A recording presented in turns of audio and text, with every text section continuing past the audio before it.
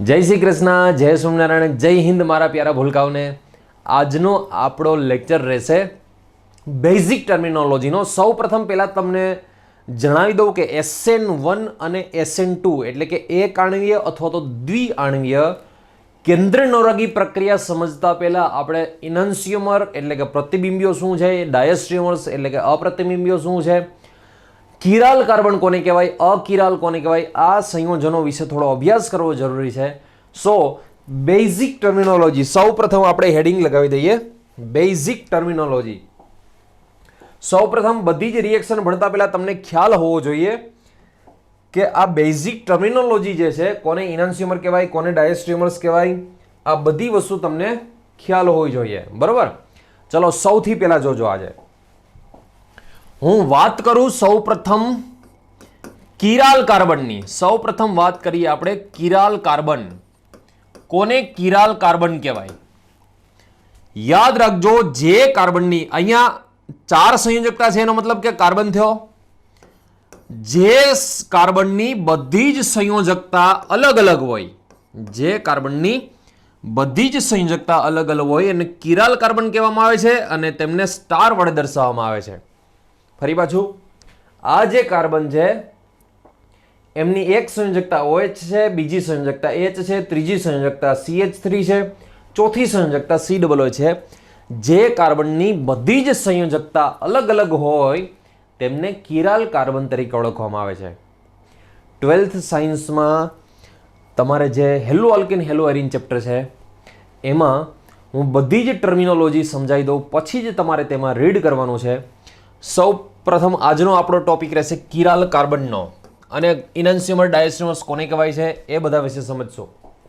ચલો બીજી વસ્તુ, અહીંયા માની લો કે CH2 CH2 CH3 છે, અહીંયા CH3 છે, અહીંયા CH2 CH3 છે, અહીંયા CH2 CH2 આગળ CH2 CH3 છે.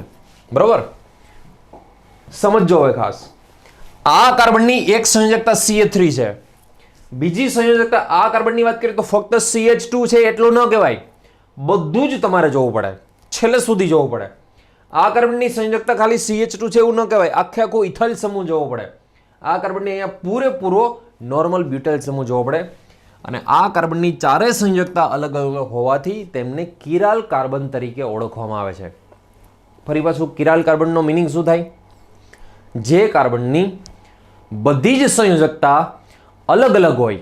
અહીંયા એવું નહીં સમજી લેતા કે આની સાથે તો CH2, નાની સાથે CH2, નાની સાથે CH2, આ તો સરખી સંયોજકતા છે, એવું ના હોય. ખાલી આ CH2 જ ન જોવાનું હોય, બધું જ સમૂહ જોવાનું હોય, પૂરેપૂરો સમૂહ જોવાનો હોય. આ છે ઇથાઇલ, આ છે નોર્મલ પ્રોપાઇલ, આ છે નોર્મલ બ્યુટાઇલ 3 અને આ ચોથો છે મિથાઇલ. તમે જોઈ લો, બધી જ સંયોજકતા અલગ અલગ હોવાથી એમને કિરાલ કાર્બન તરીકે ઓળખવામાં આવે છે. બરોબર? ચલો બીજી વસ્તુ, હવે કિરાલ કાર્બનની વાત તો થઈ ગઈ કે ચલો જેની સંયોજકતા બધી જ અલગ અલગ હોય એમને કિરાલ કાર્બન તરીકે ઓળખવામાં આવે છે.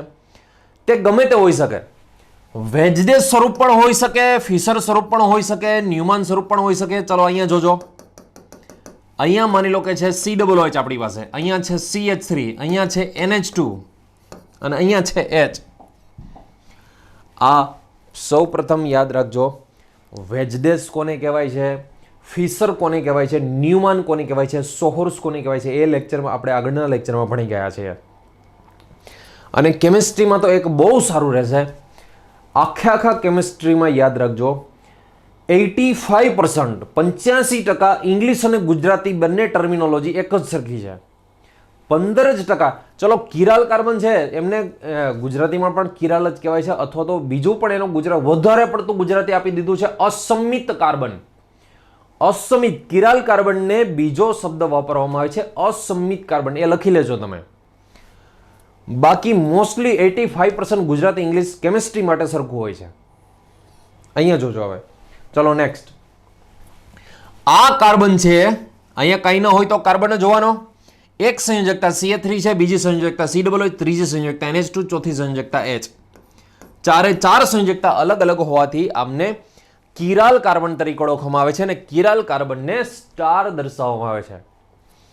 ચલો, સંયોજન કોઈ પણ હોય, માની લો કે આવો કોઈ બ્રિજ કમ્પાઉન્ડ છે, આવો કોઈ બ્રિજ કમ્પાઉન્ડ છે, અહીંયા માની લો કે CO છે અને અહીંયા તો તમને ખ્યાલ જ છે હાઇડ્રોજન જ હોવાનો, વેજમાં હાઇડ્રોજન, અહીંયા હોવાનો ડેશમાં હાઇડ્રોજન. તમે આ કાર્બનની વાત કરો, જો આ કાર્બનની, તો એમની એક સંયોજકતા હાઇડ્રોજન છે, બીજી સંયોજકતા અહીંયા C ડબલ બોન્ડ, ત્રીજી સંયોજકતા અહીંયા આ રીતની છે, ચોથી સંયોજકતાની આ રીતની છે. ચારે ચાર સંયોજકતા અલગ અલગ હોવાથી આ કિરાલ કાર્બન છે. અહીંયા પણ તમે જોઈ લો ચારે ચાર. એવું ન સમજતા કે અહીંયા CH2 છે ને આ સાઈડ CH2 બે સરખી થઈ. આખે આખું જોવાનું હોય. આ સાઈડ જેવું છે એવું આ સાઈડ નથી. ઉપર પણ અલગ છે, આ સાઈડ પણ અલગ છે, આ સાઈડ પણ એની અલગ છે અને હાઇડ્રોજન પણ અલગ. યાદ રાખજો, જે કાર્બનની સંયોજકતા, આ તો મેં તમને આવું એક્ઝામ્પલ આપ્યું.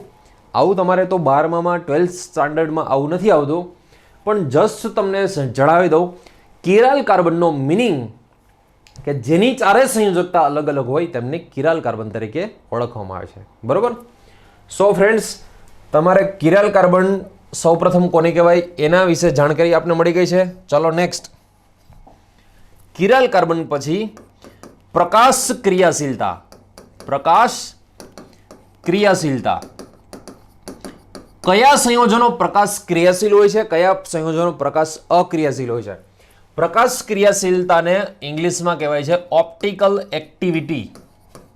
ઓપ્ટિકલ એક્ટિવિટી, યા તો એને કિરાલિટી તરીકે પણ ઓળખવામાં આવે છે, યા તો એને કિરાલિટી યા તો કાયરાલિટી બોલવામાં આવે છે. પ્રકાશ ક્રિયાશીલતા કોના પર આધારિત છે સમજો. પ્રકાશ ક્રિયાશીલતા કોના પર આધારિત છે? તો પ્રકાશ ક્રિયાશીલતા માટે યાદ રાખજો, સમતલ તમારે જોવાનું હોય છે. પ્લેન ઓફ સિમેટ્રી, સમતલ જોવાનું હોય છે. સમજો, આ જોજો. માની લો કે અહીંયા છે COOH, અહીંયા છે આપણી પાસે OH, અહીંયા પણ છે આપણી પાસે OH, અહીંયા છે આપણી પાસે H, અહીંયા છે H અને અહીંયા છે આપણી પાસે COOH. ચલો બીજો કોઈ પણ સમૂહ, બીજો કોઈ પણ કમ્પાઉન્ડ લઈ લઉં. સંયોજન આ જોજો, OH H, OH H, અહીંયા COOH. બરોબર? જોજો, આમાં સમજો. આમાં આ કાર્બનની સંયોજકતા જોવો તો ચારે ચાર અલગ હોવાથી આ કિરાલ કાર્બન કહેવાશે. આમની પણ સંયોજકતા અલગ અલગ હોવાથી કિરાલ કાર્બન કહેવાશે. જે કાર્બનની બધી જ સંયોજકતા અલગ હોય એમને કિરાલ કાર્બન કહેવામાં આવશે. હવે જોજો, આ સંયોજનમાં સમતલ તમારે પસાર કરવાનો છે. વચ્ચેથી એક્ઝેક્ટ સમતલ પસાર કરશો આ રીતે, જોજો ખાસ. આ રીતે સમતલ પસાર કરશો તો આમાં પ્લેન ઓફ સિમેટ્રી પ્રેઝન્ટ છે. Plane of symmetry present. Plane present મતલબ સમતલ હાજર. સમતલ હાજર. શા માટે ભાઈ સમતલ હાજર છે આમાં? અહીંયા ઉપર અને નીચે વચ્ચે તમે આમ સમતલ પસાર કરો તો ઉપર OH નીચે OH, આનું પ્રતિબિંબ મળશે, આમનું પણ પ્રતિબિંબ મળશે, ઉપર અને નીચેનું પણ પ્રતિબિંબ મળશે. જોઈ લો, આ પ્રતિબિંબી આમ પ્રતિબિંબ મળશે. OH OH, COOH H H, એટલા માટે એમાં કહેવાય સમતલ હાજર છે. અને જે સંયોજનમાં સમતલ હાજર હોય એ સંયોજન પ્રકાશ અક્રિયાશીલ મતલબ ઓપ્ટિકલી ઇનએક્ટિવ હોય. આ સંયોજન જે છે એ પ્રકાશ અક્રિયાશીલ એટલે કે ઓપ્ટિકલી ઇનએક્ટિવ. ઓપ્ટિકલી ઇનએક્ટિવ, પ્રકાશ અક્રિયાશીલ કહેવામાં આવે છે. પ્રકાશ અક્રિયાશીલ. બરાબર? અને આવા પ્રકાશ અક્રિયાશીલ સંયોજનો યાદ રાખજો. પોલારિમીટર ટ્યુબનો પ્રયોગ એક કરાવીશ, એમાં શું સમજાવીશ કે ધ્રુવીભૂત સમતલીય પ્રકાશ જે હોય એનું પરિભ્રમણ કરી શકતા નથી, એટલે આમને કહેશું આપણે ઓપ્ટિકલી ઇનએક્ટિવ. સમતલ આમાં હાજર છે. આ સંયોજન પ્રકાશ અક્રિયાશીલ છે, એટલા માટે આવા સંયોજનને કાયરલ અથવા તો એમ કહેવાય અકિરાલ સંયોજન. અકિરાલ સંયોજન તરીકે ઓળખવામાં આવે છે, અથવા તો આવા સંયોજનને સંમિત અણુઓ, સંમિત સંયોજન કહેવામાં આવે છે. જોજો અહીંયા આમાં આ કાર્બન કિરાલ છે, આ કાર્બન પણ કિરાલ. કિરાલ કાર્બનનો મિનિંગ શું થાય છોકરાઓ? જે કાર્બનની બધી સંયોજકતા અલગ અલગ હોય એમને કિરાલ કાર્બન કહેવામાં આવે છે. આ કાર્બનની એક OH, એક H, એક COOH અને ચોથી આખી પૂરેપૂરી. એવું નહીં કે આની સાથે આ કાર્બન જોડાયેલું છે એટલે માત્ર કાર્બન જ કહેવાય, એવું નહીં. પૂરેપૂરું જેટલું છે એટલું. એક્ઝેક્ટ વચ્ચેથી સમતલ પસાર કરો. જોજો હવે OH અને H ની મિરર નથી મળતી, આમની પણ મિરર નથી મળતી. મિરર એટલે પ્રતિબિંબ, મિરર એટલે પ્રતિબિંબ નથી મળતું એમનું, આમનું મળે છે. તો આને એવું ન કહેવાય કે અડધો પ્રકાશ ક્રિયાશીલ છે અને અડધો પ્રકાશ અક્રિયાશીલ છે. આખે આખું જ તમારે કહેવું પડે. આમાં આમની એકની તમને મિરર નથી મળતી તો આમાં પ્લેન એબ્સન્ટ જેવું કહેવાય, અને પ્લેન એબ્સન્ટ હોય તો સંયોજન કમ્પાઉન્ડ કાયરલ કહેવાય, અને આ સંયોજન છે ઓપ્ટિકલી એક્ટિવ કહેવામાં આવે છે. Optically active. પ્લેન એબ્સન્ટ એટલે કે સમતલ ગેરહાજર, સમતલ ગેરહાજર. કાયરલ એટલે કે કિરાલ સંયોજન તરીકે ઓળખવામાં આવે છે. સાંભળજો, કિરાલ શબ્દ અને કિરાલ કાર્બન શબ્દ આ બંને અલગ વસ્તુ છે. કિરાલ એટલે સમતલ ગેરહાજર, કિરાલ એટલે સમતલ ગેરહાજર, પરંતુ કિરાલ કાર્બન એટલે કે જે કાર્બનની બધી જ સંયોજકતા અલગ અલગ હોય એમને કિરાલ કાર્બન તરીકે ઓળખવામાં આવે છે. ફરી પાછું, માત્ર કિરાલ શબ્દ યુઝ કરેલો હોય, માત્ર કિરાલ વર્ડ યુઝ કરેલો હોય તો કિરાલ વર્ડનો મિનિંગ એવો થાય કે એમાં સમતલ ગેરહાજર છે, અને સમતલ ગેરહાજર છે એટલે પ્રકાશ ક્રિયાશીલ. ઓપ્ટિકલી એક્ટિવ એટલે શું થઈ?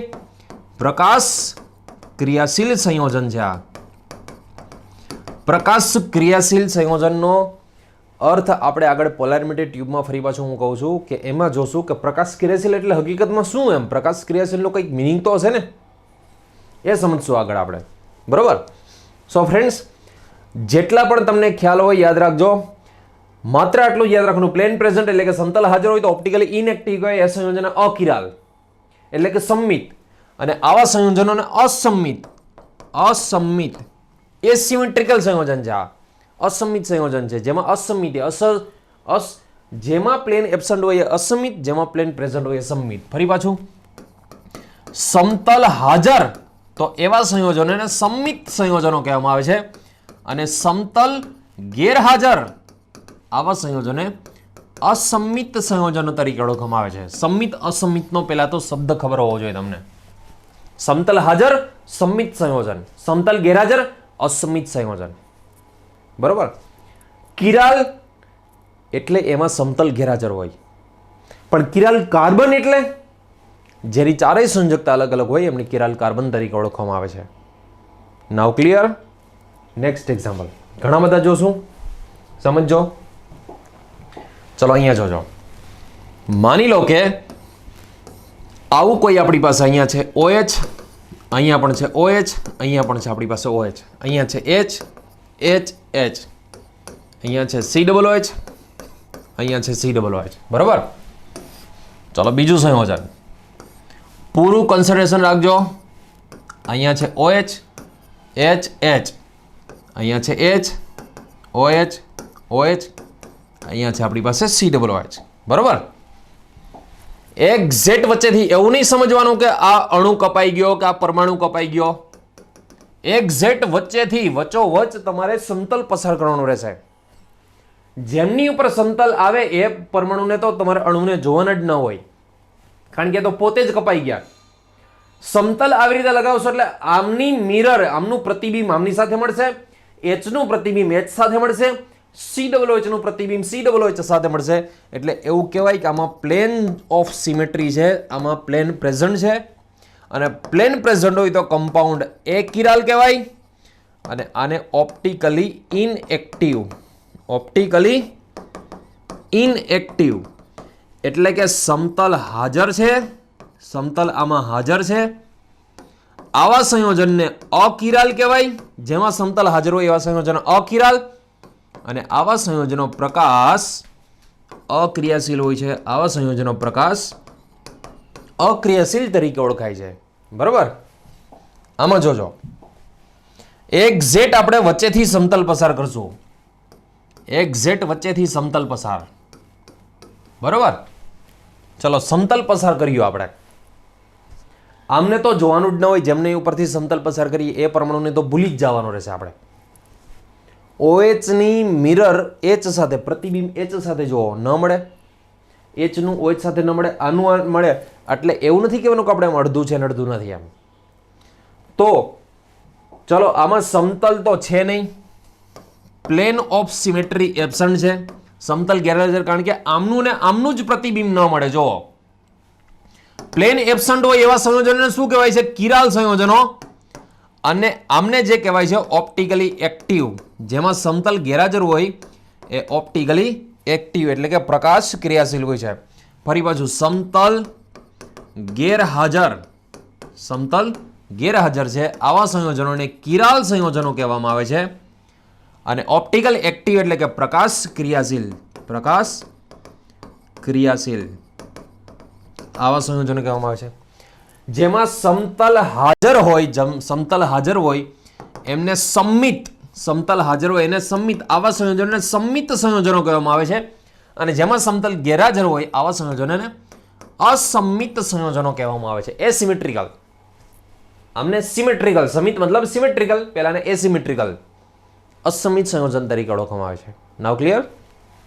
સો ફ્રેન્ડ્સ ખાસ જોજો, પ્રકાશ ક્રિયાશીલતા માટે ફક્ત ને ફક્ત તમારે સમતલ, પ્લેન ઓફ સિમેટ્રી, સમતલ જ પસાર કરવાનો હોય છે. જો સમતલ હાજર હોય તો અકિરાલ, પ્રકાશ અક્રિયાશીલ, અને સમતલ ગેરહાજર હોય તો કિરાલ અને પ્રકાશ ક્રિયાશીલ તરીકે ઓળખવામાં આવે છે.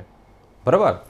નેક્સ્ટ ચલો, આ તમારે એક્ઝામ્પલ સોલ્વ કરવાનું છે. વિચારો, અહીંયા માની લો કે અહીંયા છે CHO, અહીંયા છે OH, અહીંયા છે OH, CH2OH. વિચારો ચલો આ સંયોજન શું હશે?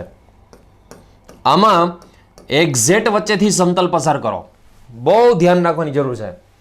આ કાર્બન કિરાલ, આ કાર્બન કિરાલ. બીજી વસ્તુ સાંભળી લો, પ્રકાશ ક્રિયાશીલતાને કિરાલ કાર્બન સાથે કોઈ પણ પ્રકારના લેવા દેવા નથી. ફરી પાછું, પ્રકાશ ક્રિયાશીલતાને કિરાલ કાર્બન સાથે કોઈ લેવા દેવા નથી. કિરાલ કાર્બન હોય તો પણ પ્રકાશ ક્રિયાશીલ હોઈ શકે છે, ન હોય તો પણ પ્રકાશ ક્રિયાશીલ હોઈ શકે છે. કિરાલ કાર્બનને પ્રકાશ ક્રિયાશીલતાને કોઈ લેવા દેવા નથી. એટલે કિરાલ કાર્બન ઉપરથી ક્યારેય એવું નહીં કહેવાનું કે આ સંયોજન કિરાલ છે કે આ સંયોજન અકિરાલ છે. ઠીક છે, એક જ કિરાલ હોય, સાંભળજો ખાસ, એક જ કિરાલ કાર્બન હોય ને તો એ ઓલવેઝ પ્રકાશ ક્રિયાશીલ હોવાનું. પણ એકથી વધુ કિરાલ કાર્બન જો હોય અંદર તો પછી આપણે સમતલથી જ ચેક કરવાનું રહેશે. ક્વેશ્ચન તમને પૂછવામાં આવે કે ચાલો આ સંયોજન છે એ કિરાલ સંયોજન છે કે અકિરાલ સંયોજન છે? ફરી પાછો ક્વેશ્ચન શું છે? આ સંયોજન છે એ કિરાલ સંયોજન છે કે અકિરાલ? હવે કિરાલ છે કે અકિરાલ છે એમના માટે તમારે સમતલ પસાર કરવું પડશે. ચલો સમતલ પસાર કર્યું. હવે જોજો, સમજો ખાસ, આમનું પ્રતિબિંબ, આમની મિરર આમની સાથે મળે છે, આમની મિરર આમની સાથે મળે છે, પરંતુ આટલું જોઈને છોડી આવતા નહીં, આટલું જોઈને ખુશી ન વધી જવી જોઈએ, ખાસ યાદ રાખજો. પણ આ સમજો, આ અહીંયા છે COOH અને આ છે CH2OH. આ મેચ થઈ જાય છે, આ પણ મેચ થઈ જાય છે, પણ ઉપર અને નીચે બે મેચ નથી થતું. જો ખાલી આટલાને જોઈને એવું ન કહેતા આવતા રહેતા કે સમતલ હાજર. એમાં આખે આખો નીચેનો ભાગ અને આખે આખો ઉપરનો ભાગ બધું જ સરખાવવાનું. બધું જ જો મેચ થઈ જતું હોય, બધા જનું મેચિંગ થતું હોય તો જ આપણે એમને સમતલ હાજર છે એવું કહેવાનું. આટલું મેચ થઈ જાય, આટલું મેચ થઈ જાય, પણ ઉપર CHO છે, નીચે CH2, એટલે આમાં મેચ નથી થતું. એટલે આમાં આપણે કહેશું પ્લેન એબસન્ટ. અને પ્લેન એબસન્ટ હોય તો એવા સંયોજનને કહેવાય છે કિરાલ. અને કિરાલ જે હોય છે ઓપ્ટિકલી એક્ટિવ. આવા સંયોજનો ઓપ્ટિકલી એક્ટિવ હોય છે. પ્લેન એબસન્ટ એટલે કે સમતલ ગેરહાજર. સમતલ ગેરહાજર હોય એવા સંયોજનોને કિરાલ કહેવાય છે.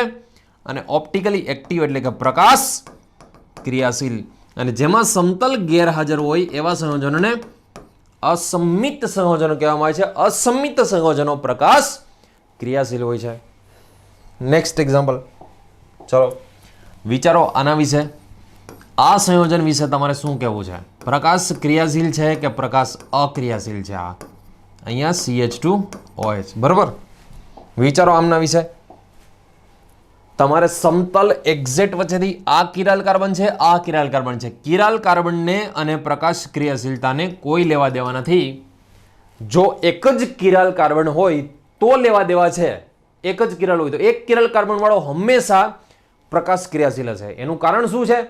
કારણ કે કિરાલ કાર્બનનો મિનિંગ જ એવો થાય કે બધી સંયોજકતા અલગ અલગ, બધી સંયોજકતા અલગ અલગ હોય તો પછી સમતલ હાજર કે ગેરહાજરની વાત જ નહીં કરવાની. એમાં એક કિરાલ કાર્બન હોય તો, પણ એકથી વધુ કિરાલ કાર્બન હોય તમારે સમતલ ફરજિયાત પસાર કરવાનો રહેશે. ચલો સમતલ પસાર કરી દીધું. અહીંયાથી જ મેચ નથી આવતું. કોઈ પણ એક મેચ ન આવે તો બાકીના બધા મેચ કરવા જવાની જરૂર નથી. તો આમાં આપણે કહી શકીએ કે પ્લેન એબ્સન્ટ હોય તો compound is chiral and it is optically active. It is optically active. આ ઓપ્ટિકલી એક્ટિવ છે, પ્રકાશ ક્રિયાશીલ છે આ. બરોબર. આઈ હોપ કે આપને હવે પ્રકાશ ક્રિયાશીલ ક્યારે કહેવાય, પ્રકાશ અક્રિયાશીલ ક્યારે કહેવાય એ સમજમાં આવી ગયો છે. ફરી પાછો કિરાલ અને કિરાલ કાર્બન આ બંને શબ્દો અલગ અલગ છે. કિરાલનો મતલબ થાય સમતલ ગેરહાજર. કિરાલ કાર્બનનો મિનિંગ થાય જે કાર્બનની સંયોજકતા બધી જ અલગ અલગ હોય, ચારેય સંયોજકતા અલગ અલગ હોય તેમને કિરાલ કાર્બન તરીકે ઓળખવામાં આવે છે. નાઉ ક્લિયર? નેક્સ્ટ. ચલો, આ હતી વાત પ્રકાશ ક્રિયાશીલતાની. બીજી ટર્મિનોલોજી. હવે સંયોજન પ્રકાશ ક્રિયાશીલ છે તો કરવાનું શું એમનું? હું એક નાનકડો એવો ટોપિક તમને કહું છું, સમજો ખાસ. એ સંયોજન આ ફરી પાછું એક વખત પૂરેપૂરું કરાવીશ જ, પણ અત્યારે નાનું એવું પ્રકાશ ક્રિયાશીલતાનો મિનિંગ શું થાય એ સમજાવું છું તમને. આ જે છે મોનોક્રોમેટિક લાઇટ, આમને કહેવામાં આવે છે મોનોક્રોમેટિક લાઇટ, જેને આપણી ભાષામાં સિમ્પલ ભાષામાં લેમ્પ કહીએ અને કાઠિયાવાડી ભાષામાં એને ગુલેબ કહેવાય. આ એક લેમ્પ છે. મોનોક્રોમેટિક લાઇટ એટલે આ એક લેમ્પ છે આ. બરોબર? જોજો ખાસ. આ લેમ્પ છે તો એનો પ્રકાશ છે જે છે એ ચારે દિશામાં હોય. તમે લેમ્પ ચાલુ કરો તો આમનો પ્રકાશ છે એ ચારે દિશામાં જવાનો. આ સેન્ટર પોઈન્ટ, લેમ્પનું આ સેન્ટર પોઈન્ટ છે. ચારે દિશામાં પ્રકાશ એમનો જાય છે. બરોબર?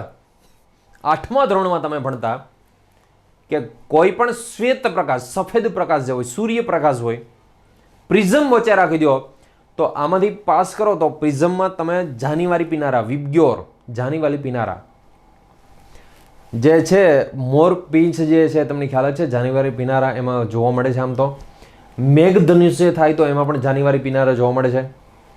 શ્વેત પ્રકાશ આપાત કરો તો સ્પ્લિટિંગ થઈ જાય. સ્પ્લિટિંગ એટલે વિભાજન થઈ જાય, પ્રકાશનું વિભાજન થઈ જાય પ્રિઝમથી. અથવા ઉલટું આ સાઈડથી તમે અલગ અલગ 7 રંગો તમે પસાર કરશો પ્રિઝમમાં તો આ સાઈડથી માત્ર એક જ કિરણ શ્વેત પ્રકાશ નીકળવાનો છે. ચલો સમજો. બધી જ અલગ અલગ દિશામાં પ્રકાશ, તમે લેમ્પ ચાલુ કરશો લેમ્પ, તો બધી જ દિશામાં એમનો પ્રકાશ હશે. માની લો કે વચ્ચે આપણે પ્રિઝમ રાખી દઈએ છીએ. આમાં વચ્ચે પ્રિઝમ રાખી દઈએ. હવે પ્રિઝમ રાખશો તો બધી જ દિશામાં જે પ્રકાશ છે ને એ કોઈ પણ એક દિશામાં એનું, યાદ રાખજો, ધ્રુવીભવન થશે. એવું કહેવાય કોઈ એક દિશામાં એ પ્રકાશનું કિરણ આવી જશે, જેમને કહેવાય સમતલીય, આમને કહેવાય સમતલીય ધ્રુવીભૂત પ્રકાશ. સમતલીય ધ્રુવીભૂત પ્રકાશ, યા તો એને કહેવાય plane of polarised light. Plane of polarised light, PPL. Plane of polarised light. ફરી પાછું તમે વિચારો. ચલો અહીંયા લેમ્પ રાખેલો છે મેં, અહીંયા હું પ્રિઝમ રાખી દઉં આવી રીતે, તો ઉપર માત્ર બધી જ દિશામાં પ્રકાશ હતો, એને બદલે ફક્ત એક જ કિરણ એમાંથી એક દિશામાં થઈ જશે. હવે આ જે છે આપણી પાસે સમતલીય ધ્રુવીભૂત પ્રકાશ, એમને માની લો કે પોલારીમીટર ટ્યુબમાંથી પસાર કરીએ. હવે સમજો, પોલારીમીટર ટ્યુબ એમનો આકાર આ રીતનો હોય છે. આ છે પોલારીમીટર ટ્યુબ. હવે પોલારીમીટર ટ્યુબની અંદર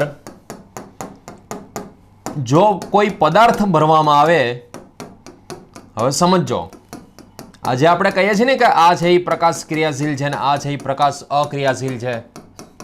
સમજો હવે આ શું કહેવા માંગીએ છીએ. પહેલા તો આમને કહેવામાં આવે છે પોલારીમીટર ટ્યુબ. પોલારીમીટર ટ્યુબ એમની લંબાઈને L તરીકે લેવામાં આવે છે અને પોલર એમિટર ટ્યુબ યા તો આમને ક્વાર્ટઝ ટ્યુબ તરીકે પણ ઓળખવામાં આવે છે. Quartz tube, polar emitter tube અથવા તો ક્વાર્ટઝ ટ્યુબ તરીકે પણ આમને ઓળખવામાં આવે છે. સમજો, પોલર એમિટર ટ્યુબ હોય ને, પોલર એમિટર ટ્યુબ એમાં ભરવામાં શું આવે? તો કોઈ પણ પદાર્થ ભરવામાં આવે. હવે એનાથી ખ્યાલ શું આવે? માની લો કે આ સમતલીય ધ્રુવીભૂત પ્રકાશ જે છે એમને પોલર એમિટર ટ્યુબમાંથી પસાર કરીએ. જો આનું કોણાવર્તન થાય, કોણાવર્તન થવું એટલે શું હમણાં સમજાવું છું તમને. જો કોણાવર્તન થાય તો એ પ્રકાશ ક્રિયાશીલ હશે આ પદાર્થ, અને જો કોણાવર્તન ન થાય, જેમ છે એવો ને એવો પડ્યો રહે, તો એને પ્રકાશ અક્રિયાશીલ કહેવામાં આવે. જોજો, સમજો. માની લો કે આ જે છે, ચલો અહીંયા સમજો, આ આપણી પાસે અત્યારે સમતલીય ધ્રુવીભૂત પ્રકાશ છે, બરોબર. એમને આ સમતલીય ધ્રુવીભૂત પ્રકાશને આપણે પોલર એમિટર ટ્યુબમાંથી પસાર કરીએ છીએ અને પોલર એમિટર ટ્યુબમાંથી પસાર કરતા માની લો કે આમની બે પોસિબિલિટી હોય છે, બે શક્યતાઓ હોય છે. પહેલા જે છે, પહેલા આ રીતે આમ હતો, જોજો, સમજો, આમ ઊભી લીટી હતી એમની શક્યતા પહેલી, પોસિબિલિટી ફર્સ્ટ. એ માની લો કે આવી રીતે ક્લોકવાઇઝ સમઘડી દિશામાં રોટેશન કરી જાય, આવી રીતે રોટેશન કરે સમઘડી દિશામાં. આમને કહેશું સમઘડી દિશામાં રોટેશન, ક્લોકવાઇઝ રોટેશન. સમઘડી દિશામાં એટલે કે ક્લોકવાઇઝ રોટેશન જો કરે, આ ક્લોકવાઇઝ રોટેશન કરવાથી અહીંયા તમે જોજો ખાસ એક ખૂણો બનશે જેને થીટા અથવા તો આલ્ફા તરીકે ઓળખવામાં આવે છે. એ જે ખૂણો રચાય છે એમને થીટા અથવા તો આપણે આલ્ફા કહેશું, બરોબર. બીજી શક્યતા કઈ છે આમાં? પહેલી શક્યતા તો ચલો આ કે સમઘડી દિશામાં એનું કોણાવર્તન થયું, અથવા સેકન્ડ પોસિબિલિટી જોજો ખાસ. બીજી શક્યતા, પહેલા સમતલીય ધ્રુવીભૂત પ્રકાશ આ રીતે હતો. હવે બીજી શક્યતા શું આની? સમઘડીને બદલે માની લો કે વિષમઘડી દિશામાં, આ દિશામાં માની લો કે કોણાવર્તન થાય છે, આ જગ્યાએ થીટા બને છે. અમને કહેશું આપણે વિષમઘડી દિશા, વિષમઘડી દિશા, જેમને કહેવામાં આવે છે anti clockwise rotation. Anti clockwise rotation. શું થાય એનાથી જોજો. જો આમાં ભરેલો પોલર એમિટર ટ્યુબમાં ભરેલો પદાર્થ સમતલીય ધ્રુવીભૂત પ્રકાશનું જમણી દિશામાં કોણાવર્તન કરે, જમણી દિશામાં કોણાવર્તન કરે, તો યાદ રાખજો એવા સંયોજનને ડેક્સ્ટ્રો રોટેટરી, ડેક્સ્ટ્રો રોટેટરી એટલે કે આની ગુજરાતી થાય દક્ષિણ ભ્રમણીય, દક્ષિણ ભ્રમણીય. ડેક્સ્ટ્રો રોટેટરી એટલે દક્ષિણ ભ્રમણીય તરીકે ઓળખવામાં આવે છે, જેમનો સિમ્બોલ સ્મોલ ડી અથવા તો કાઉન્સની અંદર પ્લસ તરીકે લખવામાં આવે છે. જેમનો સિમ્બોલ સ્મોલ ડી અથવા તો કાઉન્સની અંદર પ્લસ તરીકે લખવામાં આવે છે.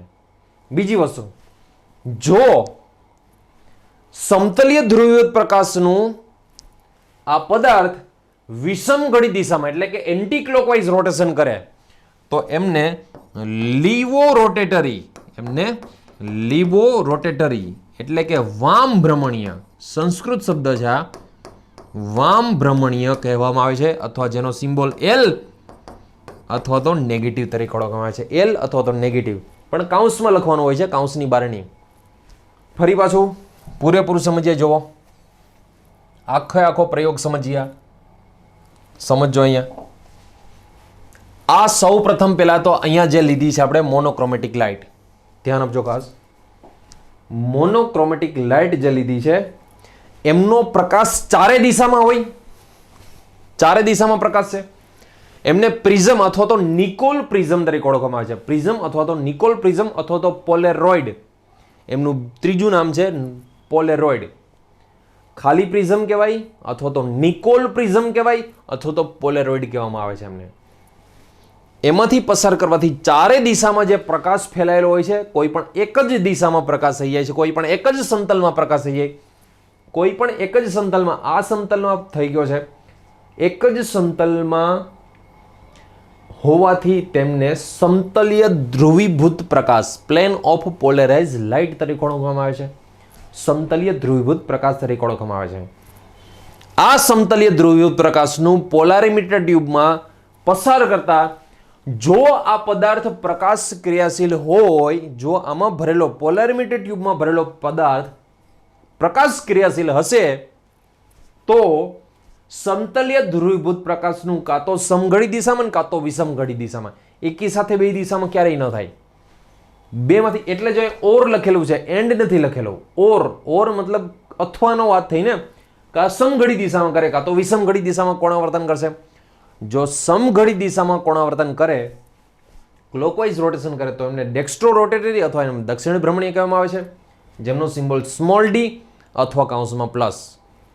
બીજી વસ્તુ, જો વિષમ ઘડી દિશામાં એટલે કે left side anti clockwise rotation કરવામાં કરે એ પદાર્થ તો એમને લીવો રોટેટરી અથવા તો એમને કહેવાય છે વામ ભ્રમણીય. એમનો સિમ્બોલ છે સ્મોલ એલ અથવા તો એનો નેગેટિવ. હવે સમજો, અહીંયા જે કોણાવર્તન થયું ને થીટા, એ થીટા છે એ કોની ઉપર આધારિત હોય છે? આ જે થીટા છે ને એ કોની ઉપર આધારિત હોય છે? તો ખાસ સમજો, થીટા ચલે છે, that means theta is directly proportional to length of polarimeter tube and concentration of the sample. Concentration of the sample એટલે કે આ સેમ્પલ જે પદાર્થ છે ને એની સાંદ્રતા, એમની સાંદ્રતા સી, એમાં જે ભરેલો છે એ પદાર્થની સાંદ્રતા એટલે કે કોન્સન્ટ્રેશન શું છે એની ઉપર આધાર રાખે. ફરી પાછું આ થીટા જે છે કેટલું કોણાવર્તન, કેટલું સમઘડી દિશામાં કોણાવર્તન અથવા તો કેટલું વિષમઘડી દિશામાં, આ થીટા કોની ઉપર આધાર રાખે? થીટા ચલે છે લેન્થ ઓફ પોલારીમીટર ટ્યુબ એટલે કે પોલારીમીટર ટ્યુબની લંબાઈ અને એમાં ભરેલા પદાર્થની સાંદ્રતા ઉપર આધાર રાખે. અને જો આ ચલન કાઢી નાખો, તમે પ્રોપોર્શનાલિટી કાઢી નાખો તો પ્રોપોર્શનાલિટી કોન્સ્ટન્ટ આવશે, જેમને square bracket theta L into C. ફરી પાછું યાદ કરો, તમે તમારું 8મું ધોરણ મેથેમેટિક્સમાં ચલન એટલે કે પ્રોપોર્શનાલિટી એવો કન્સેપ્ટ આવતો મેથ્સમાં. જો આ ચલન કાઢી નાખો તો ઇઝ ઇક્વલ ટુ આવી જાય, બરાબર આવી જાય, અને કંઈક એમાં અચળાંક આવશે. આ અચળાંક શું છે હું તમને હમણાં સમજાવું છું. આમને સૂત્રનો કરતા બનાવવો હોય તો અહીંયા એલ અને સી છે એને ગુણાકારમાંથી આ સાઈડ ભાગાકારમાં લઈ લો. અહીંયા આવશે થીટા લેમડા ટી. આ લેમડા ટી શું છે એ પણ સમજાવું. આમને આમ લખાય છે અથવા આ સાઈડ લખું જોજો હું, is equal to theta upon L into C. બરાબર. થીટાની જગ્યાએ ઘણીવાર આલ્ફાનો પણ યુઝ કરેલો હોય છે. થીટાની જગ્યાએ ઘણીવાર આલ્ફાનો પણ યુઝ કરેલો હોય છે. આ લેમડા છે, લેમડા શું છે હમણાં સમજાવો. આ થીટાની જગ્યાએ આલ્ફાનો પણ યુઝ કરેલો હોય છે, alpha upon L into C. તો બંનેમાંથી ગમે તે ઇક્વેશનનો યુઝ કરી શકશો તમે. અહીંયા થીટા એટલા માટે યુઝ કરું છું હું કારણ કે આમાં ક્યાંય કોઈ ઘણીવાર એવું સમજી લેતું હોય કે આ ચલણની નિશાની છે, પણ આ ચલણની નિશાની નથી, આ અલ્ફાની નિશાની છે. બરાબર. હવે અહીંયા જે થીટા છે શું છે, થીટા સ્ક્વેર છે શું છે એ સમજો. જ્યાં ખાલી જે થીટા છે એમને કહેવામાં આવે છે observe angle of rotation. Observe angle of rotation. Angle of rotation એટલે કે અવલોકિત. ઓબ્ઝર્વ એટલે અવલોકિત પરિભ્રમણાંક. અવલોકિત પરિભ્રમણાંક. અવલોકિત પરિભ્રમણાંક તરીકે ઓળખવામાં આવે છે આમને. બરોબર. ચલો, સ્ક્વેર બ્રેકેટ થીટા શું છે? તો યાદ રાખજો, સ્ક્વેર બ્રેકેટ થીટા છે એ specific angle of rotation. Specific angle of rotation. Specific angle of rotation એટલે વિશિષ્ટ પરિભ્રમણાંક. વિશિષ્ટ પરિભ્રમણાંક. એમના પછી એલ એટલે length of polarimeter tube. Length of polarimeter tube એટલે કે પોલારીમીટર ટ્યુબની લંબાઈ. લેન્થ મતલબ લંબાઈ. અને યાદ રાખજો એ શેમાં લેવાની હોય છે? In decimetre. ડેસીમીટર એટલે શું હમણાં સમજાવું છું તમને હું. અને લાસ્ટ જે સી છે, સી એટલે concentration of the sample. Concentration of the sample. Sample એટલે સંયોજન, સંયોજનની સાંદ્રતા.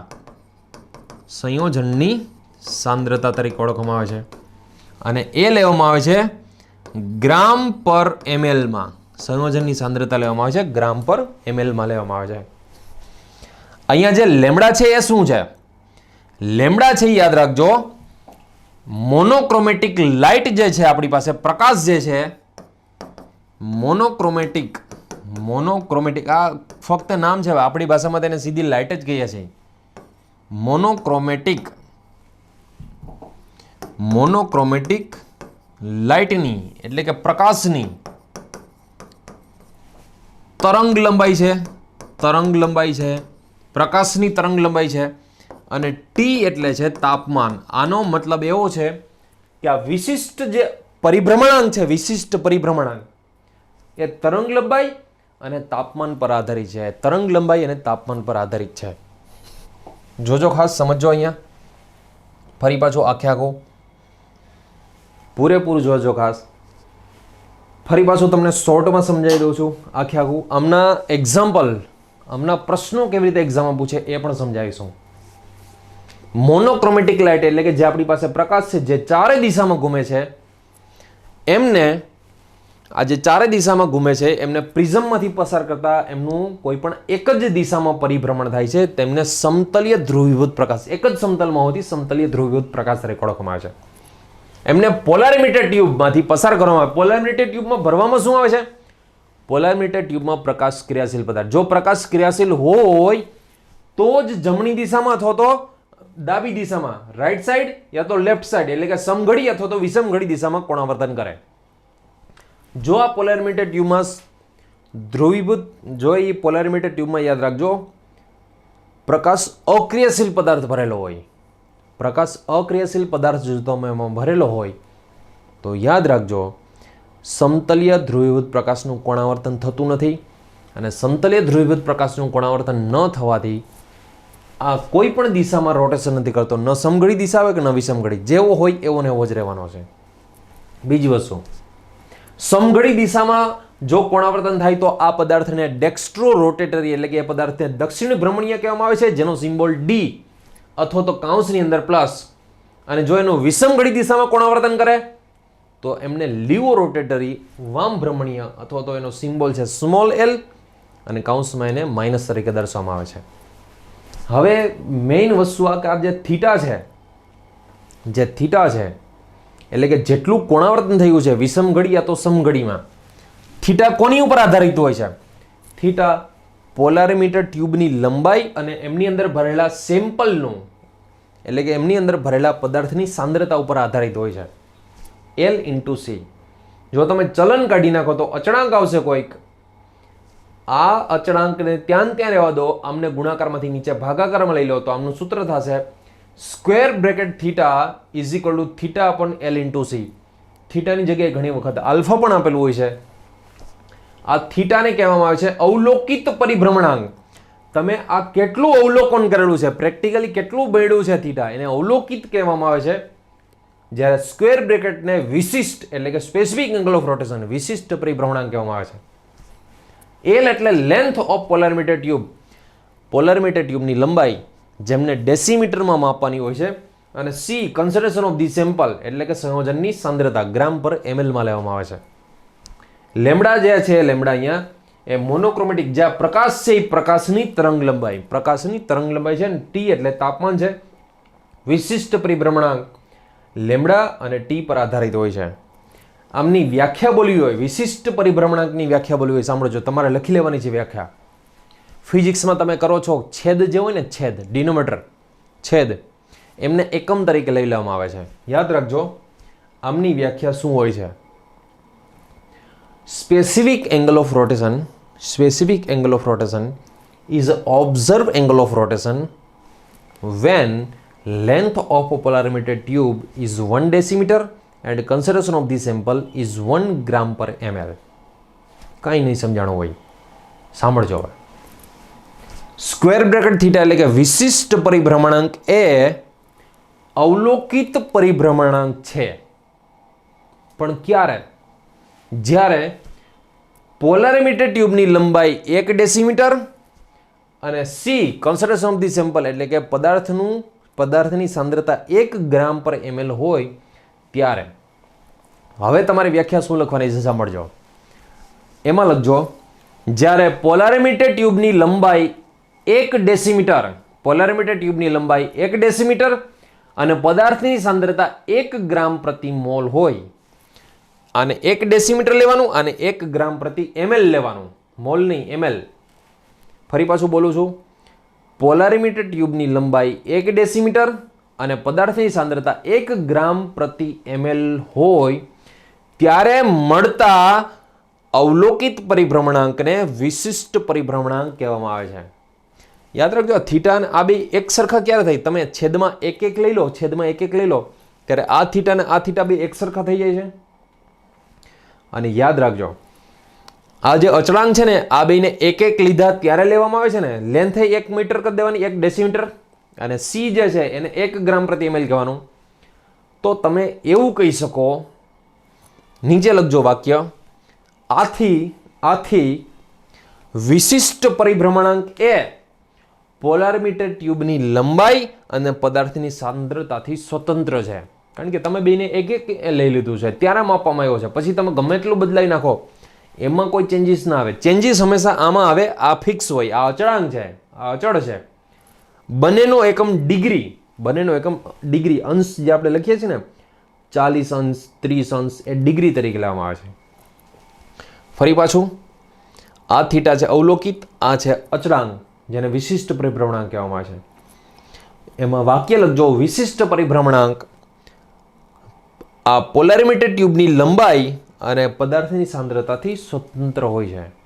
એટલા માટે સ્વતંત્ર હોય છે કારણ કે બે એક એક હોય ત્યારે તમે લઈ લીધેલો હોય છે. આમના દાખલા બહુ જ ઇઝી હોય છે. આમના દાખલા કેવી રીતે પૂછાય છે એ સમજતા પહેલા આ પૂરેપૂરું લખી લેજો અને હું તમને આ વસ્તુ થોડી સમજાવું એ સમજજો. યાદ રાખજો, 1 ડેસીમીટર બરાબર 10 સેન્ટીમીટર, 1 ડેસીમીટર બરાબર 10 સેન્ટીમીટર હોય છે અને 1 ગ્રામ બરાબર 1000 મિલીગ્રામ, 1 ગ્રામ બરાબર 1000 મિલીગ્રામ. આ થોડુંક તમને આવડવું જરૂરી છે. સમજો હજી બીજી વસ્તુ. માની લો કે તમને એવું કહેવામાં આવે છે કે 5 સેન્ટીમીટર, તો સેન્ટીમીટરને ડેસીમીટરમાં કન્વર્ટ કરવા માટે શું કરવાનું? તો 10 વડે ભાગી નાખવાનું. જો તમને સેન્ટીમીટર આપેલું હોય અને ડેસીમીટરમાં કન્વર્ટ કરવા છે તો 10 સેમી બરાબર 1 ડેસીમીટર, તો 5 સેમી બરાબર કેટલા? તો એમને સીધા 10 વડે ભાગવાના જ હોય છે, તો 0.5 ડેસીમીટર થાય. 15 સેન્ટીમીટર એટલે સીધા 10 વડે તમારે ભાગવાના જ હોય તો 1.5 ડેસીમીટર થાય. 20 સેન્ટીમીટર તો અમને 10 વડે ભાગવાના જ હોય તો 2 ડેસીમીટર થાય. 25 સેન્ટીમીટર તો સીધા 10 વડે ભાગવાના 2.5 ડેસીમીટર થાય. આ વાત થઈ સેન્ટીમીટરમાંથી ડેસીમીટરમાં ફેરવવાની. બીજી વસ્તુ, જો તમને મિલીગ્રામમાં આપેલો હોય તો પદાર્થને ગ્રામમાં કેવી રીતે ફેરવવાનો? માની લો કે 750 મિલીગ્રામ આપેલું છે. હવે 1000 મિલીગ્રામ બરાબર 1 ગ્રામ, તો 750 એટલે સીધું તમારે 1000 વડે ભાગવાના. આમને 1000 વડે ભાગશો એટલે 7.75, પાછળ 0 ન લખો તો ચાલે, આટલા ગ્રામ થશે. 500 મિલીગ્રામ એટલે 1000 વડે ભાગી નાખો, પાછળ મીંડા ન લખો તો પણ ચાલશે. તમને 255 આટલા મિલીગ્રામ કીધેલો હોય તો આમના ગ્રામ, આમને 1000 વડે ભાગી નાખો, આટલા ગ્રામ પદાર્થ થાય. ઠીક છે, આ સેન્ટીમીટરમાંથી ડેસીમીટરમાં, મિલીગ્રામમાંથી ગ્રામમાં, આ લખી લેજો ખાસ. બીજી વસ્તુ માની લો, સાંભળી લો, તમે સાંદ્રતા, મોલાલિટી, દ્રાવણો ચેપ્ટર, સોલ્યુશન ચેપ્ટર તો તમે ભણો જ છો. એમાં મોલારિટીની વ્યાખ્યા શું હોય છે? મોલારિટીની વ્યાખ્યા અથવા તો એનું સૂત્ર તમને ખ્યાલ જ છે કે 1000 ગુણ્યા વેઇટ ઓફ સોલ્યુટ ઇન ગ્રામ. એ તમે ગ્રામમાં લેતા આવો છો, ખાલી જી લખો અથવા તો જીએમ લખો, ગ્રામનો સિમ્બોલ છે, અપોન અહીંયા મોલિક્યુલર વેઇટ એટલે કે અણુભાર ગુણ્યા વોલ્યુમ ઓફ સોલ્યુશન એટલે કે દ્રાવણનું કદ, અને એ તમે લેવામાં આવે છે અહીંયા જો 1000 લખેલા હોય તો ત્યાં ml માં લેવામાં આવે. ફરી પાછું મોલારિટી જે છે, મોલારિટી એમનું સૂત્ર 1000 ગુણ્યા દ્રાવ્યનું વજન. શેમાં લેવામાં આવે છે દ્રાવ્યનું વજન? ગ્રામમાં લેવામાં આવે છે, છેદમાં અણુભારને મોલિક્યુલર વેઇટ કહેશું આપણે, ગુણ્યા દ્રાવણનું કદ, અને શેમાં લેવામાં આવે છે દ્રાવણનું કદ? ml માં લેવામાં આવે. હવે તમે વિચારો આટલાને શું કહેવાય? ગ્રામ ભાગ્યા ml એટલે C કહેવાય, કારણ કે તમે આગળ જોઈ લેજો ગ્રામ પર ml, આ C જે છે C એને ગ્રામ પર ml કહેવાય. તો ફ્રેન્ડ્સ અહીંયા ગ્રામ પર ml ની જગ્યાએ હું C લખી શકું તો મોલારિટીનો symbol m is equal to 1000 gram પર ml એટલે C, અણુભાર એટલે મોલિક્યુલર વેઇટ. તો આપણે આમને સબ્જેક્ટ એટલે કે સૂત્રનો કર્તા બનાવીએ તો જોજો m ગુણ્યા છેદમાંથી આ સાઈડ લઈ લો તો ગુણાકારમાં આવશે, અને આ સાઈડ લઈ લો તો ભાગાકારમાં આવશે.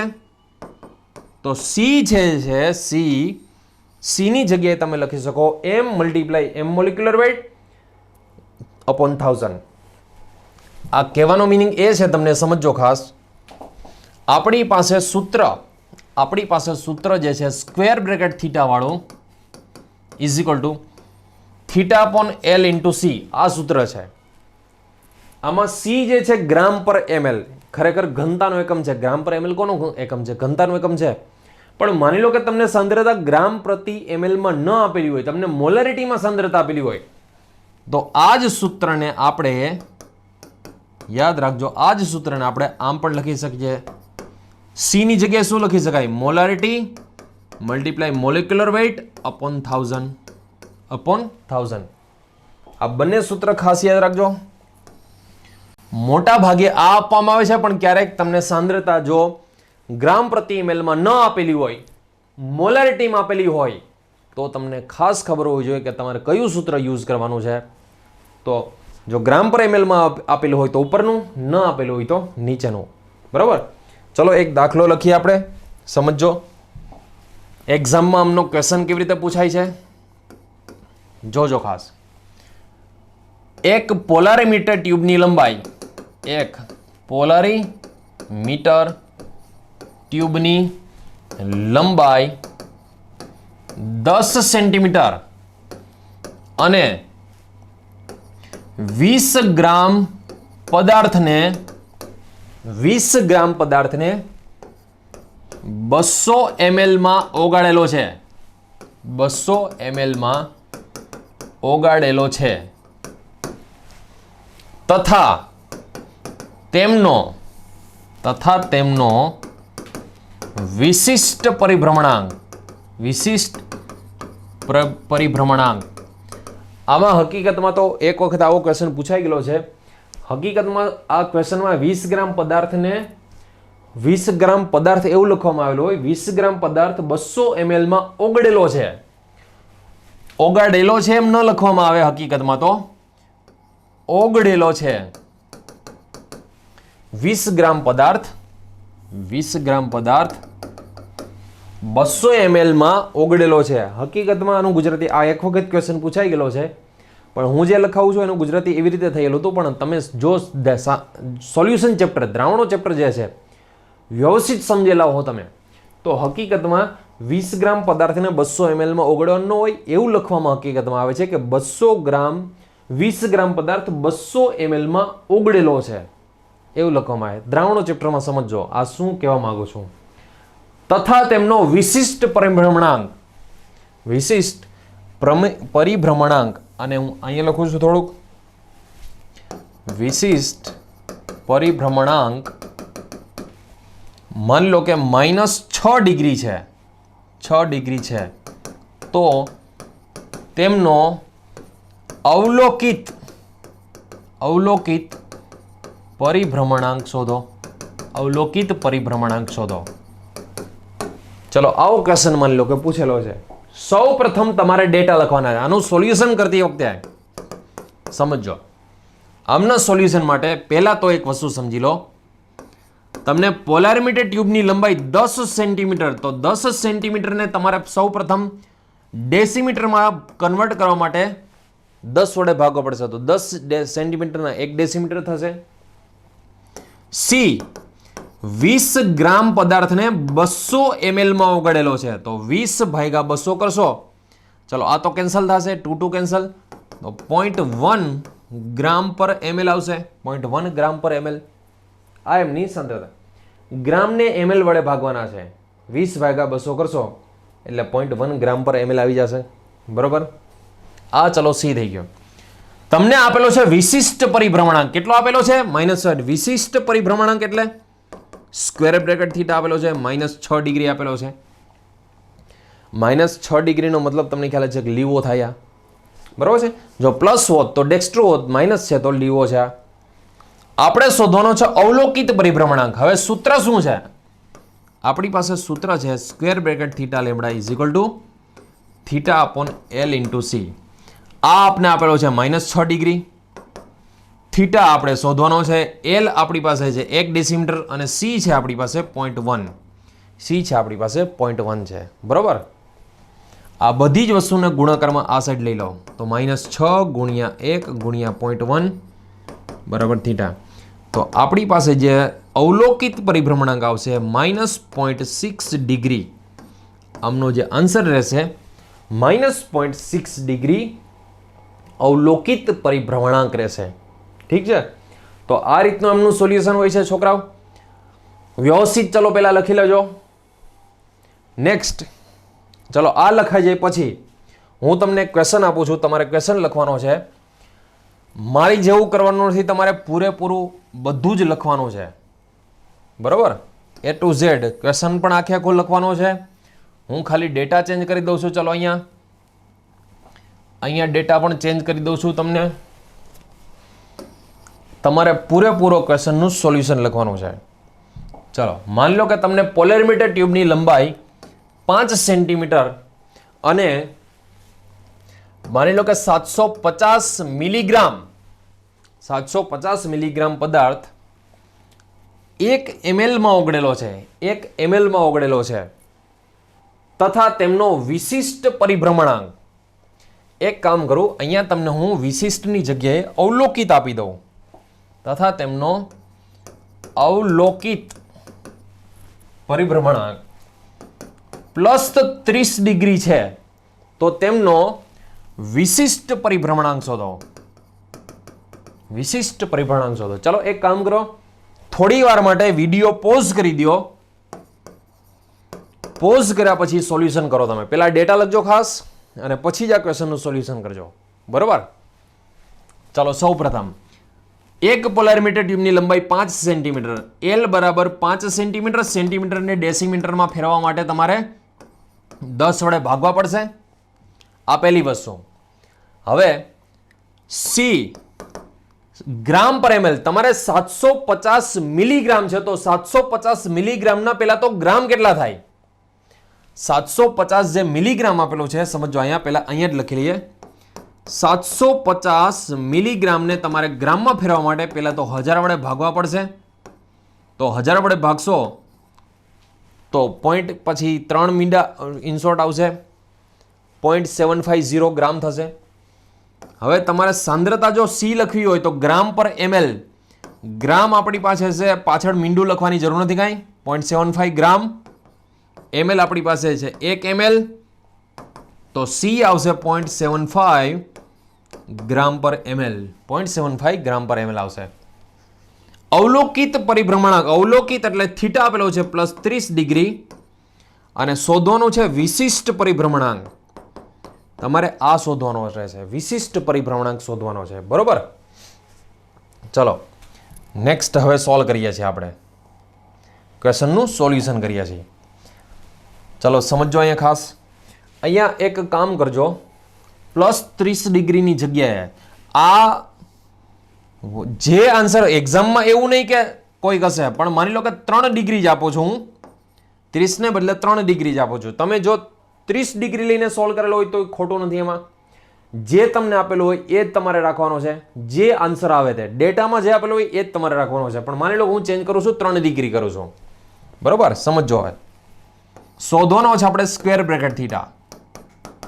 આમનું સૂત્ર હોય છે theta upon L into C. બરોબર, ચલો સમજો. હવે અહીંયા થીટા આપને અવલોકિત પરિભ્રમણાંક આપેલો છે આપણે 3 ડિગ્રી. તમે લીધેલો હોય 30 ડિગ્રી તો પણ વાંધો નહીં.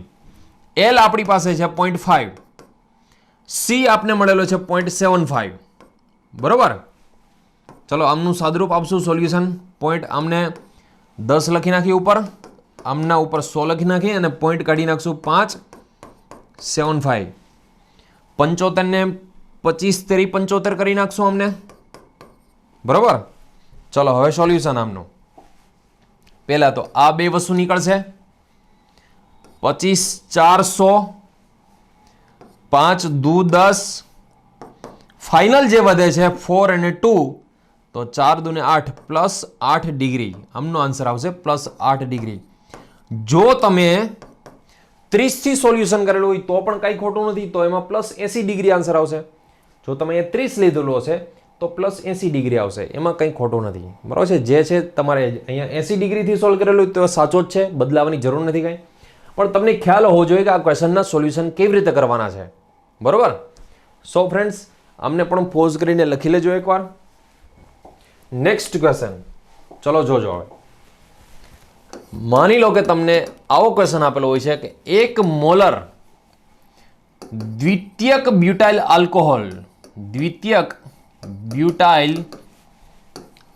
આલ્કોહોલને 1 મોલર દ્વિતીયક બ્યુટાઇલ આલ્કોહોલને 20 સેન્ટીમીટર પોલારીમીટર ટ્યુબમાં 20 સેન્ટીમીટર પોલારીમીટર ટ્યુબમાં તમને આપી દીધું છે 20 સેન્ટીમીટર. ગ્રામ કેવું કંઈ આપેલું નથી, મોલારિટી અહીં આપેલી છે. મોલારિટી આપશે એટલે ક્વેશ્ચન આખો સોલ્વ કેવી રીતે કરવો એના માટે સૂત્ર તમને ખ્યાલ હોવો જોઈએ. 20 સેન્ટીમીટર પોલારીમીટર ટ્યુબમાં રાખતા તે સમતલીય ધ્રુવીભૂત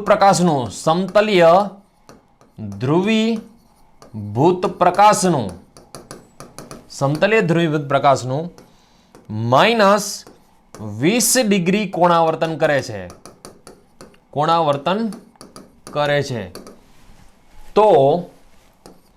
તો તેમનો વિશિષ્ટ પરિભ્રમણાંક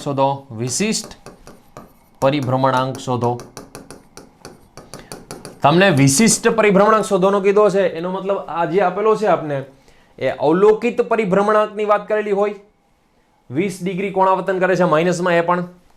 હવે સમજો, સૌથી પહેલા જે આપણે લખવાનું છે ડેટા લખવાના છે ખાસ.